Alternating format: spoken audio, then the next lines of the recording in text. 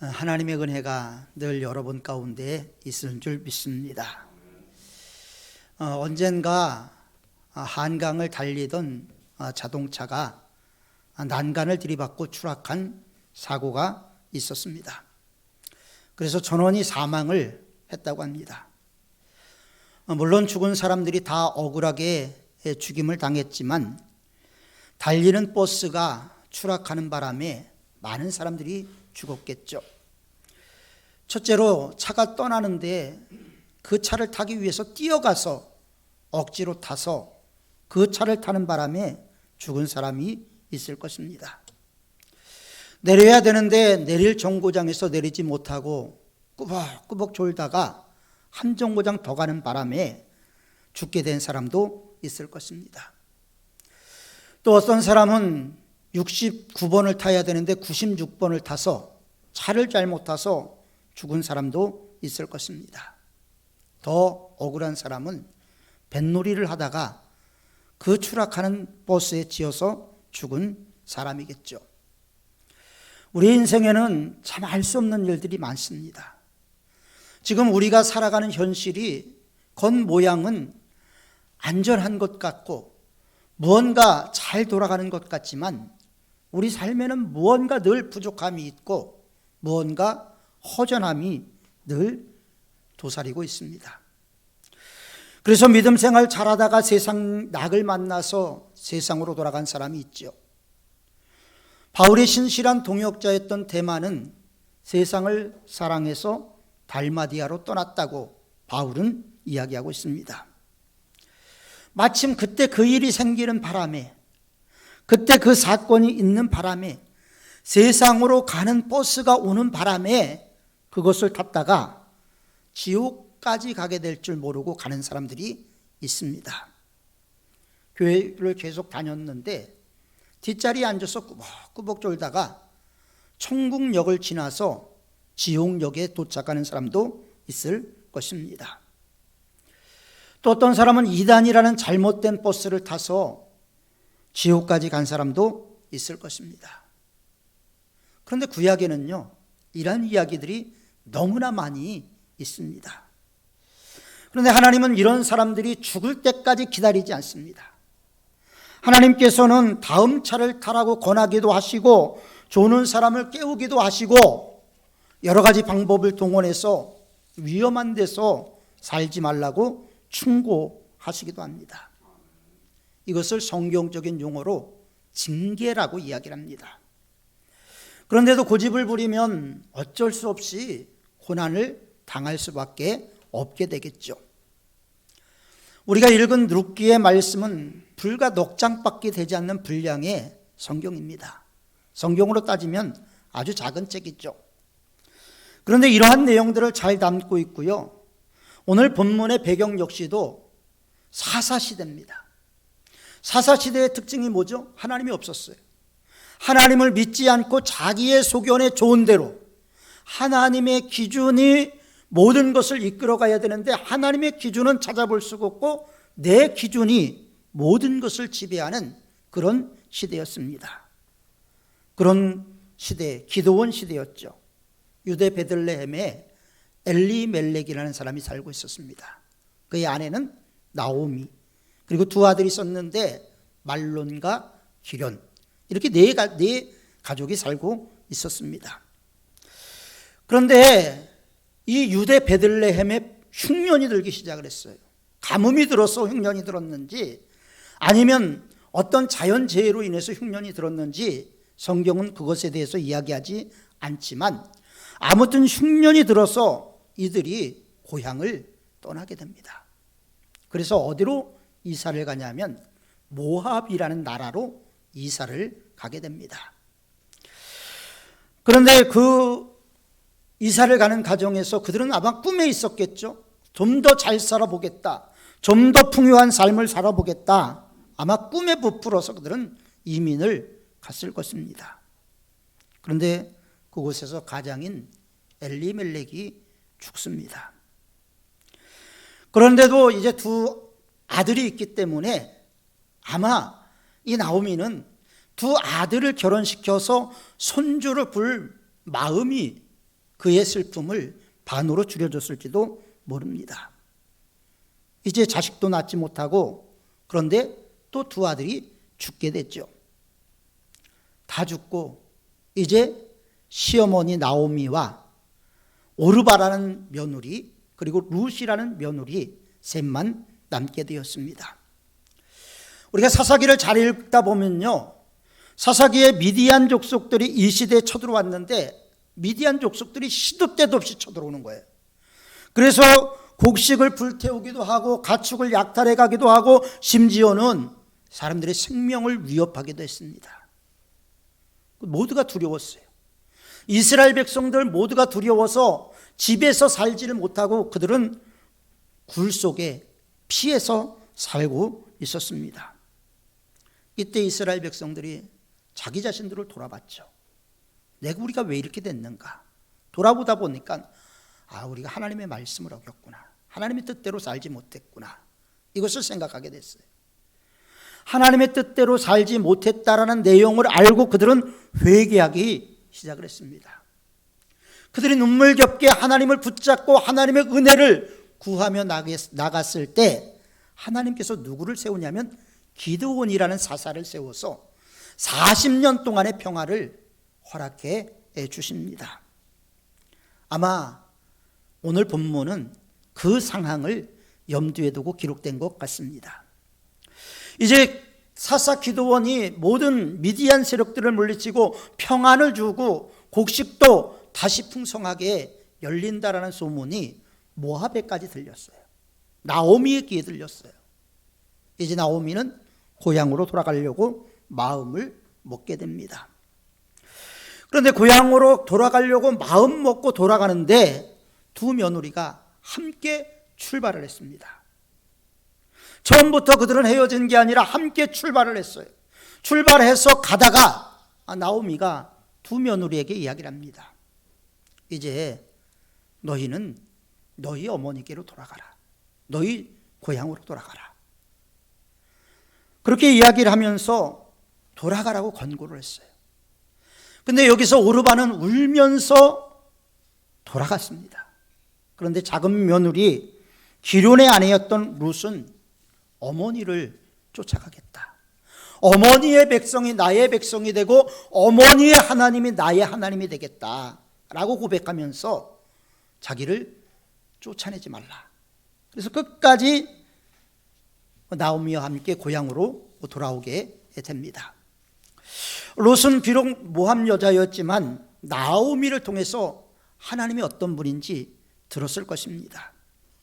아마도 롯은 홍해가 육지처럼 갈라진 이야기를 들었을 것입니다. 불과 구름 기둥으로 하나님이 이스라엘 백성들을 인도했다는 소식도 들었을 것입니다. 먹을 것이 없는 광야에서 만나를 주시고 메추라기를 주셨다는 소식도 들었을 것입니다. 목이 말랐을 때는 반석을 쳐서 물이 나오게 하시는 살아계신 하나님에 대한 이야기를 아마 나오미를 통해서 들었을 것입니다. 그러나 그렇다고 해도 모압에서 태어나서 모압에서 성장을 했습니다. 그곳에 형제가 있습니다. 자매가 있습니다. 부모가 있습니다. 그런데 남편도 없고 자식도 없는데 늙은 시어머니를 따라서 낯선 곳, 이름도 없는 곳, 처음 가보는 곳으로 간다라는 것은 결국 쉬운 일은 아니었을 것입니다. 더군다나 이스라엘 백성들은 모압을 개처럼 여겼어요. 사람 취급을 안 했어요.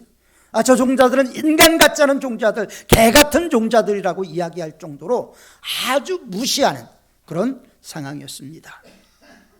모압은요, 아브라함의 조카 롯이 소돔에 살다가 소돔과 고모라가 멸망할 때 굴로 피신해서 롯과 그의 큰딸이 관계에서 태어난 이 아들이 조상입니다. 모두가 아브라함의 아버지 데라의 증손주들이죠. 그리고 이스라엘과는 육촌간의 관계에 있는 족속입니다. 롯은 나오미에게서 모함 여인과는 다른 그 무엇을 발견했을 것 같아요. 나오미가 하나님을 섬기는 그 모습, 하나님을 믿는 그 신앙이 내가 봤던 모함 여자들하고는 분명히 다르구나. 무언가 영적인 무언가 있는 것 같다라는 느낌을 받았을지도 모릅니다. 그래서 그 감동을 받고 따라가게 됐죠. 그래서 모함 여인이었던 루스의 혈통을 통해서 예수 그리스도가 이 세상에 오시게 됩니다. 4장에 보면 이런 말씀이 나오죠. 살롬은 라합에게서 보아스를 낳고, 보아스는 루스에게서 오벳을 낳고, 오벳은 이새를 낳고, 이새는 다윗 왕을 낳으니라. 아무튼 룻은 예수님의 족보에 기록된 4명의 이방 여인 가운데 한 명이요, 위대한 다윗 왕의 증조모가 되게 됩니다. 먼저 우리가 1절을 보겠습니다. 1절을 보면 나오미의 가족들이 흉년을 피해 모압 지방으로 이사를 갔다고 했습니다. 이스라엘 백성들이 하나님을 떠나서 우상 숭배로 인해서 미디안의 징계를 받았죠. 하나님은 하나님을 떠나고 하나님을 신실하게 섬기지 않을 때, 계속 경고하고 경고하다가도 듣지 않을 때는 징계를 하십니다. 그래서 회개하고 돌아오기를 원하고 계시죠. 미디안이 어떤 족속입니까? 미디안은 또 아브라함의 후처 그드라의 소생이요, 그들이 미디안의 족속이 된 거예요. 이스라엘과는 또 사촌 관계예요. 참 족보가 꼬이고 꼬여도 이런 족보는 없을 것입니다. 그런데 이스라엘을 괴롭혀요. 베들레헴이라는 이름은 또 뭡니까? 떡집이에요. 떡집이라는 건 뭡니까? 그곳이 먹을 것이 풍성한 지역이었던 것 같습니다. 떡집인 유대 베들레헴에 생명의 떡으로 예수님께서 오신 것 아닙니까? 그리고 엘리멜렉이라는 이름은 나의 하나님은 나의 왕이시다, 이런 뜻이에요. 나의 하나님은 나의 왕이시다라는 말이 엘리멜렉이라는 겁니다. 그러나 엘리멜렉은 그의 부모의 신앙심, 그의 삶이 그렇게 되길 원해서 엘리멜렉이라고 지어졌던 부모님의 뜻대로 살지 못하고 당시의 세상 풍조에 밀려 요동하는 바다물결 같은 삶을 살았던 것 같습니다. 그 시대의 영향을 받아서 그의 신앙은 겉모양은 그럴듯했지만 속빈 강정처럼 쭉정해진 신앙이었던 것 같습니다. 자신의 부모는 아들의 이름을 엘리멜렉, 나의 하나님은 나의 왕이시다라고 지었지만 이 엘리멜렉은요, 자기 두 아들의 이름을 아주 희한하게 집니다. 첫째 아들의 이름은요, 말론이죠. 말론은 뭐냐면 보잘것없는 놈. 그리고 둘째 아들 기럯의 이름은 별 볼 일 없는 놈. 어떤 부모가 자기 자식에게 이런 이름을 지어줍니까? 더군다나 나의 하나님은 나의 왕이다, 이런 이름을 갖고 있는 엘리멜렉이 자기 자녀에게 이런 이름을 지어줬다는 걸 보면 그의 신앙이 얼마나 위험한 신앙이요, 그의 신앙이 얼마나 겉모양만 있는 신앙인가를 알 수가 있게 됩니다. 아담도 그랬잖아요. 아담도 작은 아들의 이름을 뭐라고 졌죠? 아벨. 아벨의 뜻이 뭐죠? 허무하다라는. 결국 허무하게 죽잖아요. 그러니까 이름이 상당히 중요하다라고 성경은 우리에게 말씀하고 있습니다. 엘리는 어떻습니까? 사무엘 시대에 엘리가 대제사장이었잖아요. 엘리가 대제사장이었을 때 그들의 신앙이 얼마나 형식적이고 그들이 하나님을 뜻을 어겼으면 블레셋이 쳐들어왔어요. 블레셋이 쳐들어오니까 그들이 다급해지니까 법궤를 들고 나갔어요. 이겼나요? 법궤를 뺏겼어요. 법궤를 빼앗길 뿐만 아니라 엘리의 두 아들이 전쟁터에서 죽게 됩니다. 죽었어요. 그때 며느리가 아이를 낳았어요. 자 보십시오. 신앙생활이 엉텅이다 보니까 어떻게 됐어요? 법궤를 빼앗겼죠. 두 아들은 죽었죠. 엘리는 흔들의자에 앉아있다가 뒤로 넘어져서 목뼈가 부러졌어요. 며느리는 아이를 낳다가 죽었어요.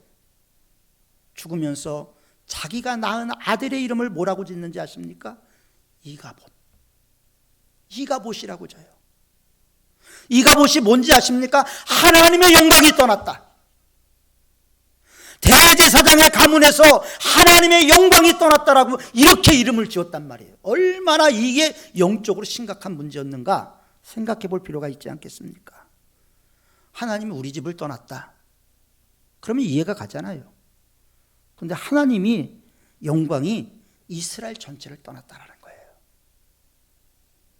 그게 당시의 영적인 모습이기도 했습니다. 저는 우리 사문교회를 섬기는 성도님들이 이가봇이 아니길 바라요. 하나님의 영광이 떠난 이가봇이 아니라 하나님이 함께 하시는 임마누엘의 가정들이 다 되시기를 주님의 이름으로 축원합니다. 엘리멜렉이 징계를 받으면서 회개하지 않고 하나님 앞에서 벗어나려고 모압으로 갔습니다. 모압은요, 하나님을 섬기지 않았어요. 그들은 그모스라는 신을 섬겼어요. 그모스라는 신은 거대한 신상이고요, 신상에 손이 이렇게 받쳐져 있으며 이 손에 열을 가해서 사람들을 이 손에 올려서 태워 죽이는, 그래서 인신 제사를 받는 신이었습니다. 그것도 장자를 제물로 바쳤죠. 열왕기하 3장에 보면요, 이스라엘이 그 북이스라엘과 남유다, 그러니까 여호람 왕과 여호사밧 왕, 그 다음에 에돔 왕 세 나라가 연합해서 이 모압을 쳐들어갔습니다. 모압을 쳐들어갔더니 모압 왕 메사가 너무나 다급한 거예요. 세 나라가 쳐들어오니까 모압 왕 메사가 다급하니까 어떻게 되냐면 자기의 장남을 이 그모스에게 불러 태워 죽입니다. 왕이 자기 아들을, 그것도 장차 왕위를 물려받을 세자를 그모스 신에게 바쳤어요. 여러분 생각해 보십시오. 배를 가릅니다. 창자를 꺼냅니다. 토막토막 내어서 불에 태워 죽이는 걸 어떻게 할 수가 있겠어요? 이처럼 하나님이 없는 곳은요, 마귀가 지배한다는 걸 볼 수 있는 거 아닙니까? 하나님이 계시지 않는 곳이 바로 지옥이라는 거예요. 하나님이 계시지 않는 곳이 바로 마귀가 지배하는 세상이라는 거죠. 또 모압은 매우 음란한 족속들이었어요. 모압이라는 민족이 어떻게 생겨났습니까? 아까도 말씀을 드렸던 것처럼 소돔에 롯이 살고 있었죠. 그런데 하나님께서 소돔과 고모라가 너무나 타락됐고 너무나 범죄가 심해서 유황불로 멸망시키잖아요. 그 멸망시킬 때 하나님께서 롯을 기억해서, 아브람과 롯을 기억해서 롯에게 피할 길을 만들어주잖아요. 그 피할 길에서, 음란의 장소에서 피할 길을 주셨는데 그들이 피한 장소에서 음란의 열매를 맺게 됩니다. 이러한 모압으로 갔다라는 건 뭘까요? 하나님의 백성이 이런 모압으로 갔다라는 것은 상당히 심각한 문제가 있는 것이죠. 심지어는 하나님에게 떠났다 이렇게 봐도 틀린 말은 아닐 것입니다. 선을 버리고 악을 선택했다는 것이죠.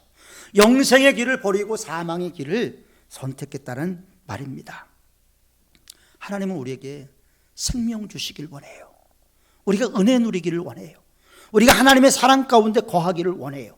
힘들고 어려운 상황 가운데서 그 하나님이 주시는 것만 있다면 우리가 위로가 되고 행복할 수가 있을 텐데, 우리 신앙이 하나님을 의지하지 않다 보면 그런 걸 누리지 못하니까 힘들게 됩니다. 그럼 회개해야 되는데 회개라는 말조차도 듣기 싫어하는 것이 이 시대의 풍조이죠. 하나님의 뜻과 내 뜻에서 늘 우리는 하나님의 뜻을 무시합니다. 그러다 보면 하나님께서 참고 참다가 징계를 하시게 되죠. 그러나 징계하고요, 심판은 전혀 다른 거예요.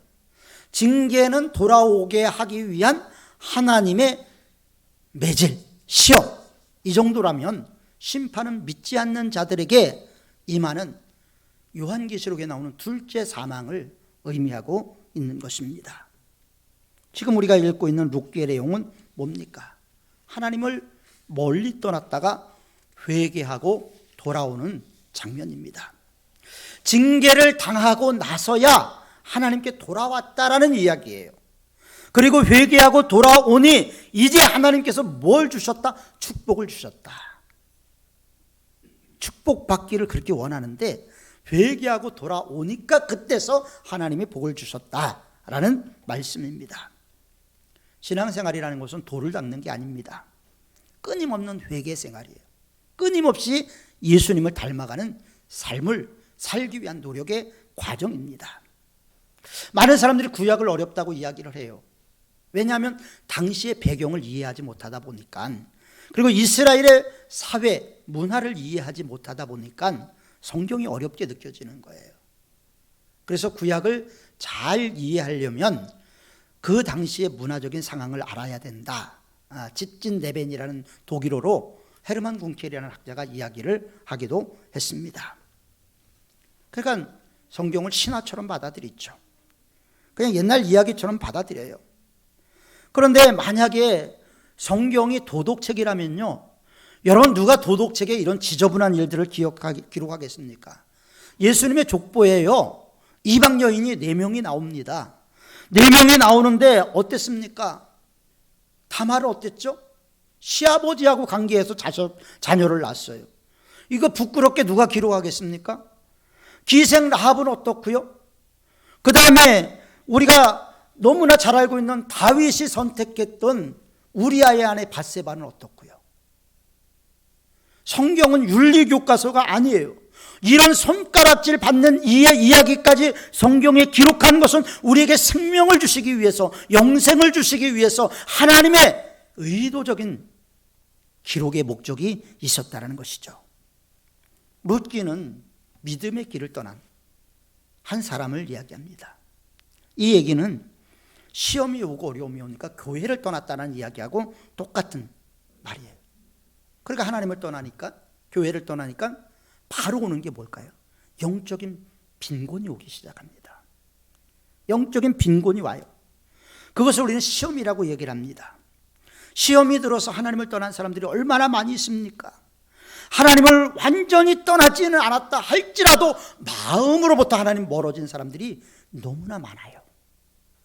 참으로 안타까운 노릇이죠. 믿음이 식어서 하나님을 온전히 신뢰하지 못하는 사람들이 많습니다. 이 얘기를 오늘 룻기서는 흉년으로 모압으로 갔다라는 그런 우회적인 표현을 사용하고 있는 말이에요. 즉 교회를 떠났다라는 거예요. 하나님을 멀리했다라는 말입니다. 성경에서 이스라엘 밖의 세상은 하나님의 보호가 없는 마귀가 지배하는 세상으로 늘 성경은 이야기를 하죠. 엘리멜렉이 모압으로 갔다라는 것 역시도 믿음을 버리고 세상으로 갔다라는 말입니다. 처음 얼마 동안에는 고향을 떠나서 아마 그곳의 문화를 보고 환경을 보면서 아마 꿈에 부풀었을 거예요. 하나님의 징계가 시작되기 전까지는 세상의 삶이 더 재밌었을 거예요. 즐거움이 있었을 겁니다. 그게 세상이니까요. 그래서 돌아올 생각조차 하지 않는 거예요. 그들은 아마 어쩌면 잠시 갔다 오겠다라고 생각했을지도 몰라요. 그런데 그들은 거기에 머물러 버리고 말았습니다. 하나님의 징계가 시작되죠. 엘리멜렉이 죽었습니다. 하나님이 회개시켜 쓰시고자 한 주인공은 나오미와 룻이죠. 만약에 이들이 순종했다면 성경은 다르게 기록되어 있을 것입니다. 그러나 나오미가 깨닫지 못하고 돌아오려고 하지 않고 회개하지 않습니다. 모압 생활에 아직도 재미가 있는 거예요. 이제는 손주렉도 볼 희망이 있을지도 모릅니다. 그런데 두 아들이 또 죽었어요. 남편의 죽음은 작은 일이라고 생각했을지도 몰라요. 어차피 나이 들면 죽는 것이니까 이렇게 생각하면서 스스로 위안을 삼았는지도 모릅니다.